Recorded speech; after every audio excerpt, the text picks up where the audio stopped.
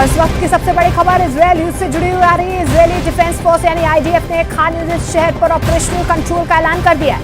IDF ने कहा है कि उसने गाजा के दक्षिण में पड़ने वाले खान यूनिस शहर के बहुत सारे क्षेत्रों पर कब्जा कर लिया है। आईडीएफ ने यह भी कहा है कि उसने खान यूनिस ब्रिगेड कमांडर के ऑफिस और आतंकवादी ठिकानों पर हमला किया है।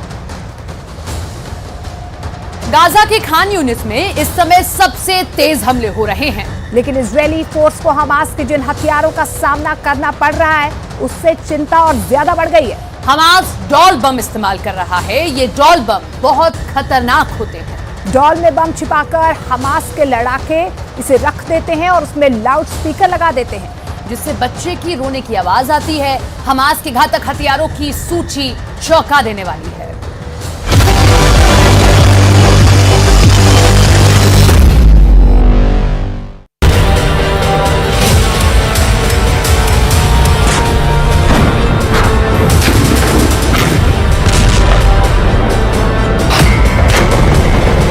डॉल बम,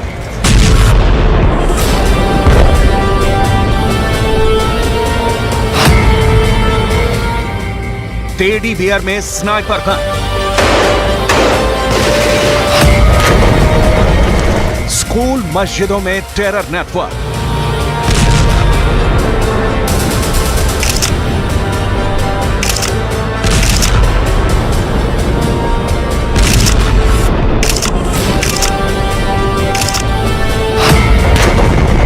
हमास की खौफनाक साजिश।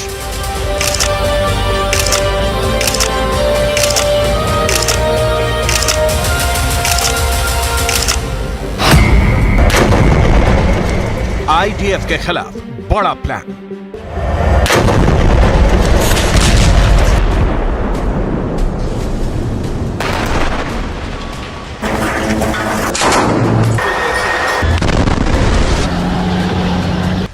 गाजा में हमास का रिएक्शन देख इजरायली सेना के होश उड़े हुए हैं।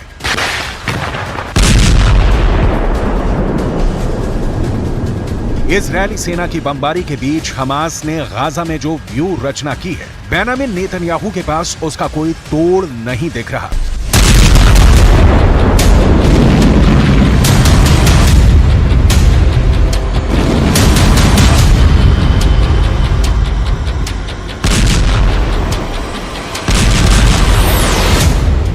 इजरायली सेना जिस ओर मूव कर रही है, हमास ने उस रास्ते में बम फिट कर दिया है।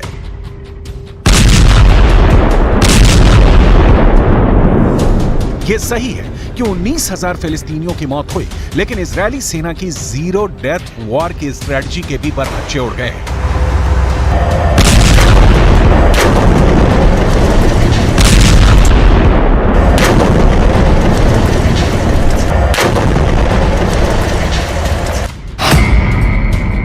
हमास के जबरदस्त प्रतिक्रिया की वजह से ही 27 अक्टूबर से, यानी जब से इजरायल ने गाजा में जमीनी हमले शुरू किए हैं, 121 इजरायली सैनिकों की मौत हो गई है। यह आंकड़ा हमास ने नहीं बल्कि इजरायली सेना ने ही जारी किया है।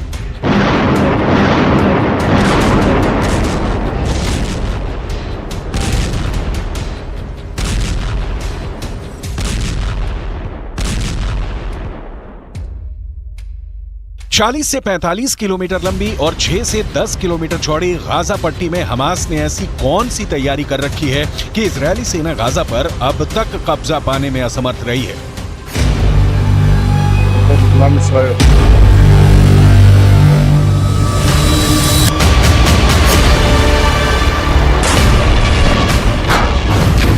हमास ने ऐसे कौन से हथियार जुटा रखे हैं जिसका जवाब इजरायली सेना के पास नहीं है।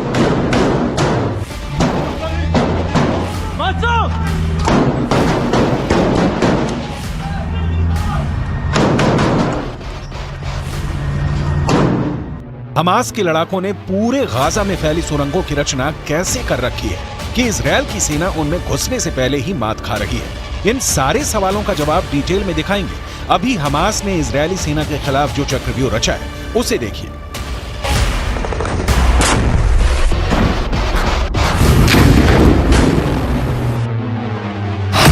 हमास नए नए तरीकों से आईडीएफ के जवानों पर हमले कर रहा है। हमास के आतंकियों ने गोलियों के अंदर बम भरकर उसमें रोने की आवाज निकालने वाले स्पीकर लगा दिए हैं।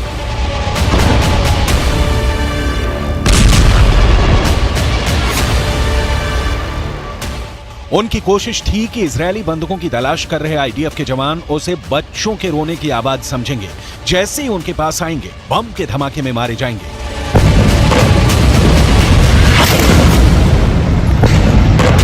लेकिन हमास डाल डाल खेल रहा है तो इजरायल पात पात। इजरायल इंटेलिजेंस यूनिट ने इस साजिश का पता लगा के अपने जवानों को अलर्ट कर दिया, जिसके बाद डिस्पोजल स्क्वाड ने उन्हें निष्क्रिय कर दिया।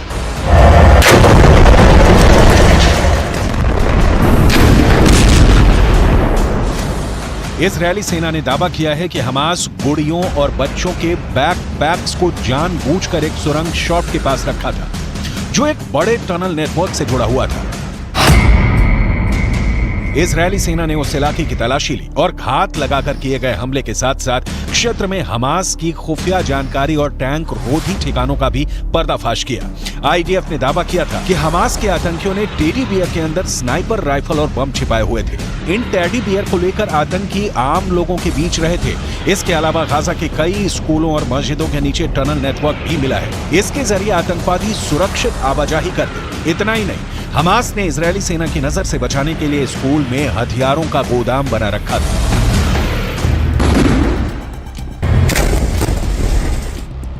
हमास के पास बिना शक इजरायल वाला वेपन पावर नहीं है, लेकिन हमास के पास हथियारों में घरेलू रॉकेट, अपग्रेडेड AK-47 और सोवियत संघ के दौर के मशीन गन के अलावा कई सस्ते, नए और चोरी किए हुए हथियार हैं।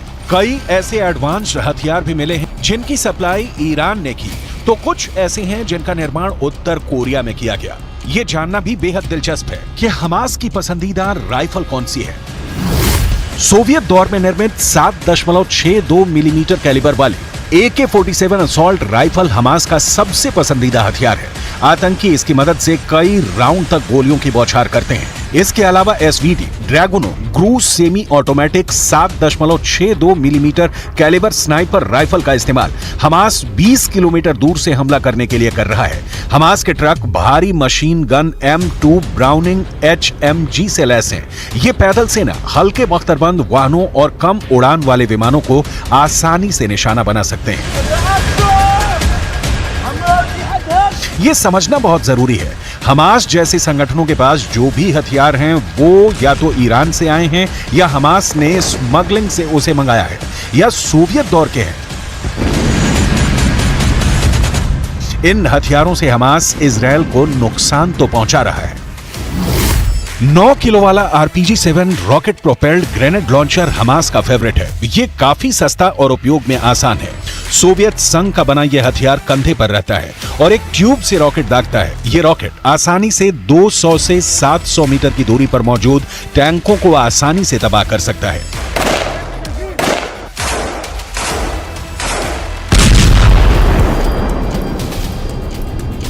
हमास को इजरायली सेना की ताकत का अंदाजा है, इसीलिए हमास ने 2014 से ही इजरायली हमले का प्रतिकार करने की तैयारी शुरू कर दी थी।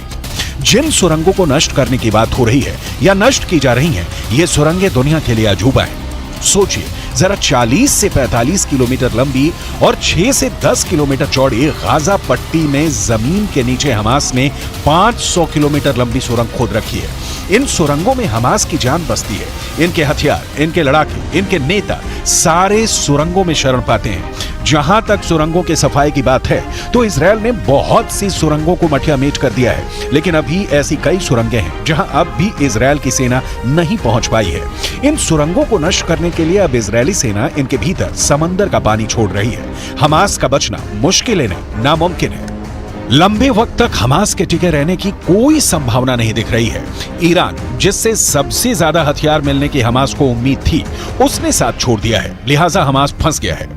बाकी किसी भी अरब देश से उसे कोई मदद नहीं मिल रही, जबकि इजरायल को अमेरिका से सीधे हथियारों की सप्लाई हो रही है। नतीजा जमीन पर दिख रहा है। فجأة سمعنا دبة. لما سمعنا الدبة طلعنا برا نشوف ايش اللي صار. لقينا دار جيراننا المسلمي انقصفت على الطابق الرابع، وفي طبعا شهداء وفي جرحى وفي واحد شهيد لسه من امبارح لقيت طلوع। इजरायल की ओर से ताबड़तोड़ हवाई हमलों ने गाजा के कई शहरों को खंडहर में तब्दील कर दिया है।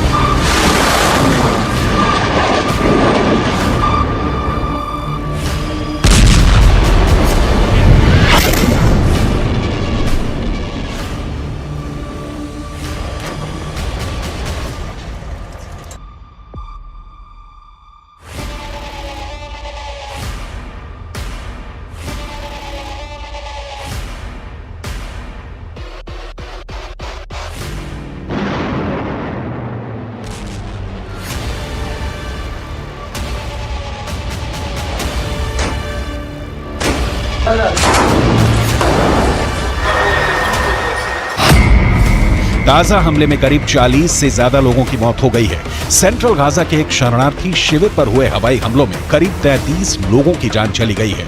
इनमें 14 महिलाएं और 4 बच्चे शामिल थे।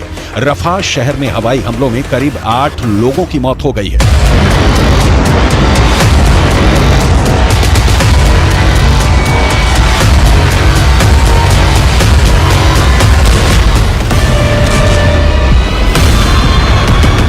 हर बीतते दिन के साथ इजराइल गाजा पर अपना नियंत्रण बना रहा है। खान यूनुस में इस वक्त इजरायली सेना भीषण बमबारी कर रही है। खान यूनुस से नहीं, गाजा के कई बड़े शहरों पर इजरायली सेना ने हमले तेज कर दिए हैं। इजरायल के प्रधानमंत्री बेंजामिन नेतन्याहू को बहुत गौर से सुनिए, क्योंकि जिन्हें युद्ध विराम की उम्मीद दिख रही है, उन्हें बहुत निराश होना पड़ेगा। बंधकों की मौत की हमास वाली धमकी का इजरायल के प्रधानमंत्री बेंजामिन नेतन्याहू के ऊपर कोई असर नहीं दिख रहा है। אנחנו נשיג את כל יעדינו, חיסול החמאס, שחרור כל חטופינו, והבטחה שעזה לא תהפוך מחדש למוקד טרור, הסתה נגד מדינת ישראל והתקפות נגד מדינת ישראל. אנחנו נמשיך להילחם עד הסוף למען הנופלים ולמען הבטחת חיינו כאן בארץ ישראל. इजरायल फिलिस्तीन की जंग देखते देखते कई पीढ़ियां गुजर गईं, लेकिन 2023 में जिस तरीके से युद्ध छिड़ा है, उसने तबाही की नई कहानी लिख दी है। इजरायल इस इरादे के साथ मैदान में उतरा है कि हमास के अंतिम आतंकी के जिंदा रहने तक गोली चलाते रहना है, जबकि हमास इसकी कोशिश कर रहा है कि बीते सालों की तरह बंधकों के नाम पर वो युद्ध विराम करवाएगा, संयुक्त राष्ट्र में आवाज उठाएगा और विश्व बिरादरी से इजरायल पर दबाव बनवाएगा कि वो हमास पर हमला नहीं करे। हमास की ये कोशिश आंशिक रूप से रंग भी ला रही है। अमेरिका ने इजरायल को 2 टूक कहा है कि हमास के आतंकियों को मौत की नींद सुलाने के दौरान ये ख्याल रखा जाए कि किसी आम फिलिस्तीनी की इसमें मौत ना हो। लेकिन युद्ध में इजरायल इस कदर उलझा हुआ है कि अपनों तक को पहचानने में इजरायली सेना से भूल हो रही है। इन 3 युवकों को हमास ने 7 अक्टूबर को बंधक बना लिया था। इजरायली सेना ने गाजा पर हमला किया तो पहचान की संकट के कारण इन तीनों को गोली मार दी। हालांकि इजरायली सेना ने अपनी गलती कबूल कर ली है, लेकिन युद्ध में ऐसी गलती की संभावना लगातार बनी रहती है। सवाल फिर युद्ध कहां जाकर रुकेगा और 22 लाख फिलिस्तीनियों के भविष्य का क्या होगा? इस सवाल का जवाब नेतन्याहू के पास नहीं है, क्योंकि इसकी तैयारी में अमेरिका जुट गया है। जो बाइडेन का कहना है कि वो एक नई फिलिस्तीनी प्राधिकरण देखना चाहते हैं, जिसे महमूद अब्बास 2005 से चला रहे हैं। बाइडेन चाहते हैं कि संघर्ष समाप्त होने के बाद नई फिलिस्तीनी प्राधिकरण गाजा में कार्यभार संभाले। गाजा में आखिरी बार चुनाव 2006 में हुए थे। इस चुनाव में हमास को जीत मिली थी, लेकिन हमास ने सरकार बनाते ही महमूद अब्बास की फतह पार्टी के नेताओं के खिलाफ हिंसा शुरू कर दी थी। इस हिंसा में फिलिस्तीनी प्राधिकरण और फतह के हजारों कार्यकर्ता मारे गए। इस हिंसा के बाद महमूद अब्बास ने हमास के प्रमुख इस्माइल हानिया को पद से हटा दिया था, लेकिन हानिया ने इससे इनकार करते हुए फिलिस्तीनी प्राधिकरण से अपना रिश्ता तोड़ लिया था।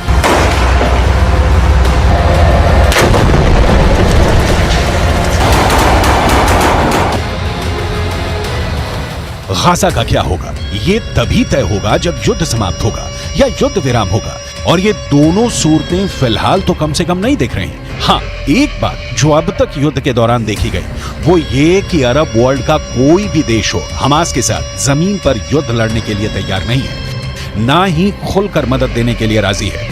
यमन के हूथी विद्रोहियों के हमले या लेबनान के हिजबुल्लाह लड़ाकों के अटैक इजरायल को रोक पाने में समर्थ नहीं है, और इजरायल तभी युद्ध विराम करेगा जब हमास के अंतिम आतंकी को मारकर वो गाजा पर कब्जा कर ले।